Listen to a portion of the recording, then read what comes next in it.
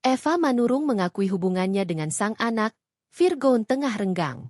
Sudah hampir 2 bulan, wanita yang pernah dekat dengan Jordan Ali itu sudah tidak bertegur sapa dengan Virgon. Diakui Eva, ia terakhir kali bertemu dengan Virgon itu saat Lebaran 2025.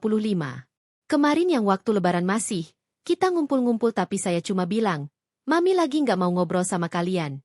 Ujar Eva, dikutip dari YouTube Cumi-Cumi, Minggu, 18 Mei 2025. Aku kalau marah gitu, imbuhnya. Eva justru tampak emosi ketika ditanya alasan bersitegang dengan Virgon, karena putranya itu punya pacar baru. Aku nggak tahu, punya pacar kek, punya pacar lama kek, jangan tanya sama aku, ujarnya. Usut punya usut, kemarahan Eva kepada Virgon lantaran dirinya dilarang oleh mantan suami Inara Rusli itu untuk berkecimpung di dunia entertain. Virgon meminta Eva berhenti berkesenian. Sementara Eva tetap kekeh pada pendiriannya. Aku bilang aku nggak mau. Aku nggak mau suruh berhenti untuk berkesenian, ucap Eva.